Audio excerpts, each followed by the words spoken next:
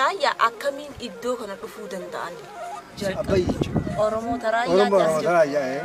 Abbayyi jedhama biyyoon.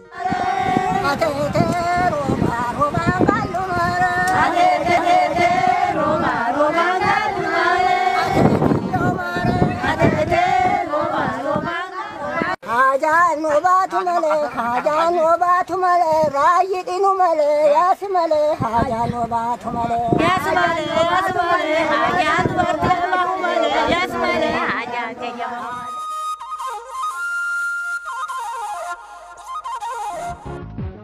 Qubsumni ummata Oromoo eessaa ka'ee eessa akka gahu hayyoota seenaa biyya keessaa fi idil addunyaa baay'eedhaan barootaaf barreeffameera. Kana keessatti kan dagatamuu hin qabne dheerachuu bara gabrummaarraa kan ka'e lakkoofsi gosoota Oromoo alagaan marfamanii achumaan liqinfamanii yookiin liqinfamaa jiranii salphaa ta'uu dhabuusaati. Qaama hawaasa saba guddicha Oromoo kan ta'anii fi alagaan marfamanii liqinfamaa jiran keessaa tokko gara fiixee kaabaatti kan argamu gooticha Oromoo Raayyaaf Azeebooti. Ofii Raayyaaf Azeeboo eenyu?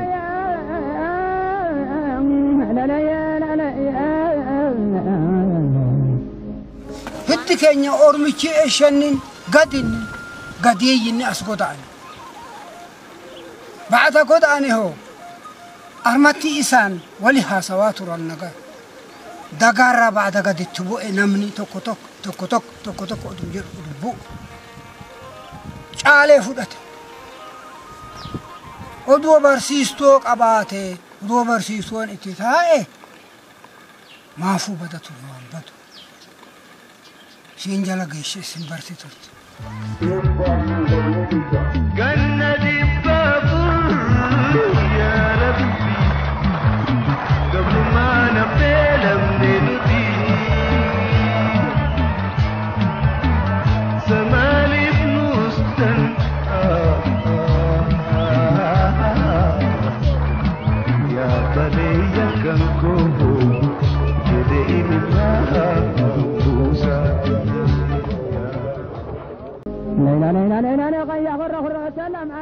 Gosti Oromoo Raayyaa fi Azeeboo qomoo Oromoo Walloo jalatti kan argamudha. Walloo ilmaan yookiin warroota 8 qaba. Ilmaan yookiin warroonni Walloo 8 warra Qaalluu, warra Himannoo, warra Iluu, warra Baabboo, warra Qobboo, warra Ejjuu, warra Waayyuu fi warra Raayyaa ta'u. Oromicha naannoo kanarraa nu haasaa Oromoon naannoo kanaa maal jedhamtee waamamti? Yoon kinimoo. Yoon mechem daa'ii guddaadha kan biyyoon isaati. Immoo Abbayye jedhama. Abbayye jedhama. Biyyoo Abbayye jedhama.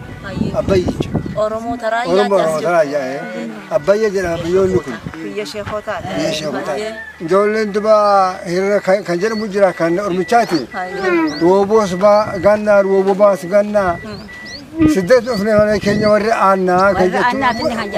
Aanna jedhama kun Abbayye de. Siddeet dhufne malee keenya warri aannaa. Qubsumni Oromoo Raayyaa yeroo har'aa kana naannoo Tigraay keessatti lafa Dabuubaawii Zoobaa jedhamuun waamama. Raayyaa jechuun gosa Oromoo beekamaa qofa osoo hin taane hiikkaan afaan Oromoo beekamaallee kan qabudha. Hiikkaan isaas tuuta gurmuu yookiin hoomaa jechuudha.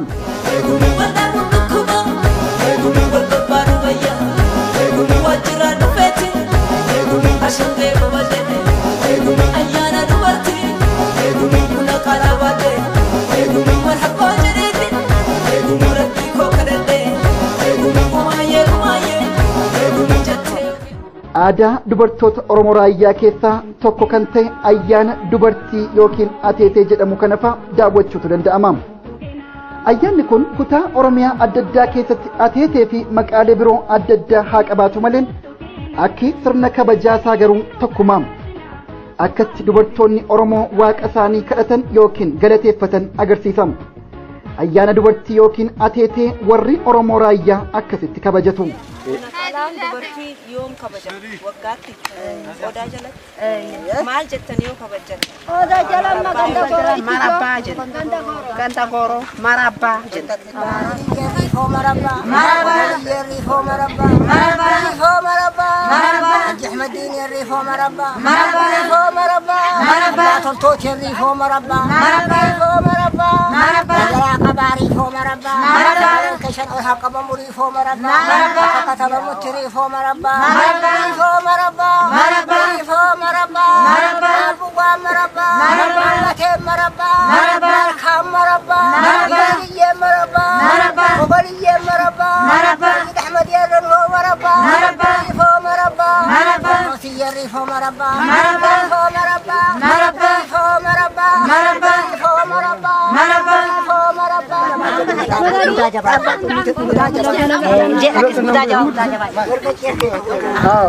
kalam kena bawa moja amma kedua jaba kalam ko kalam khair mana moja ba Allahumma salli ala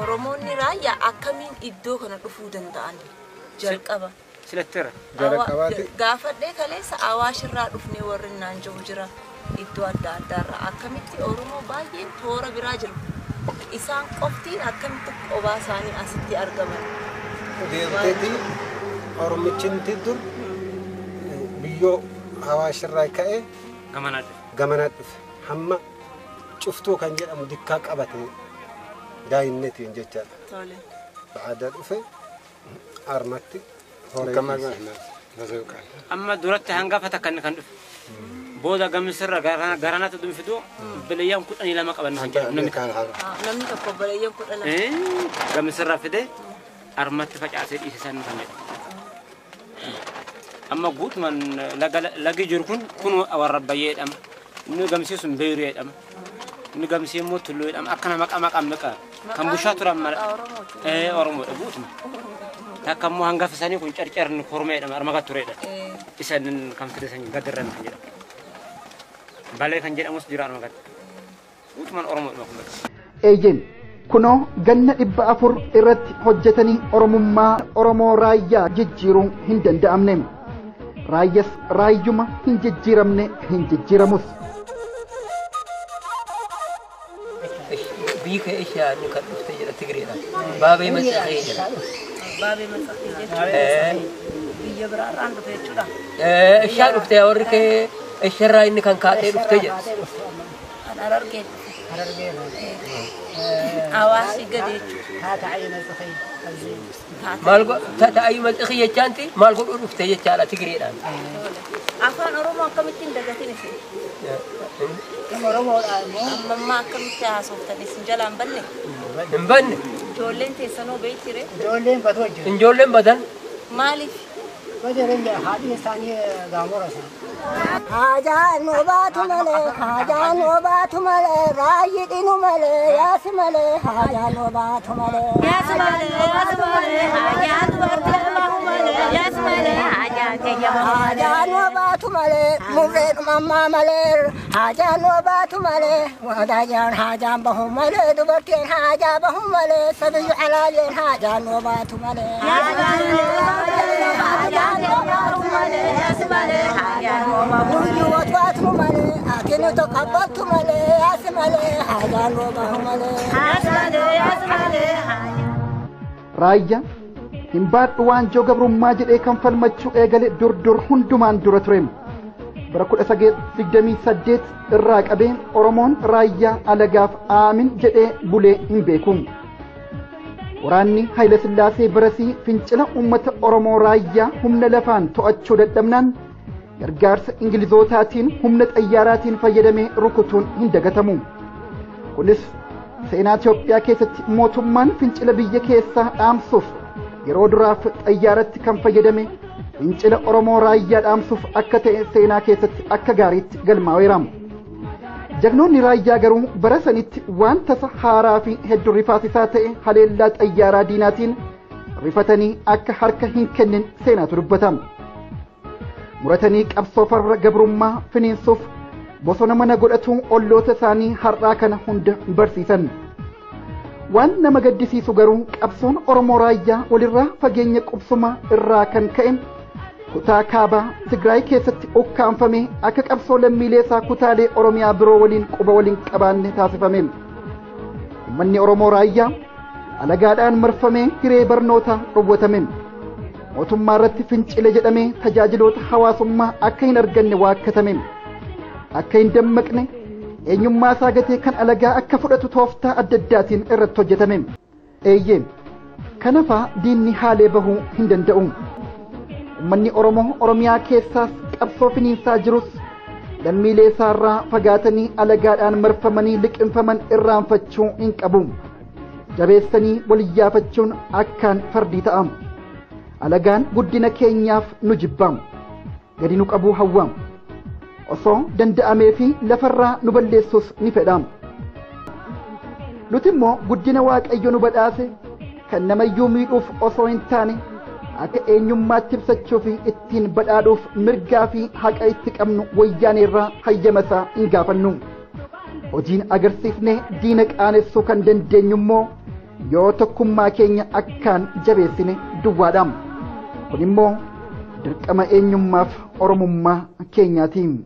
Hamaan keenya habobbaa, xeenaan keenya haadhoo, hamaan keenya boolla badee hataa. Ilmaan Oromoodha, ilmaan Oromoodha, dhiigni isaanii keenya, dhiiga hidda keenyaas, ilmaan abbaa tokko.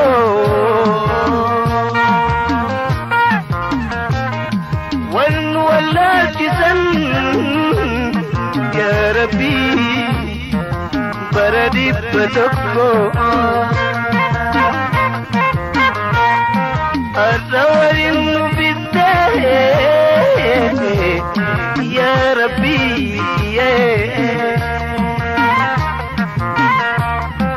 Arrawarin nubidde Nugode harka tokko Galata ke galchem bisuani Ya Rabbi ya irkum Ya Rabbi galani ke badu ati Ya Rabbi galani ke dumu ati Ya Rabbi galani ke dumu ati Ya Rabbi galani ke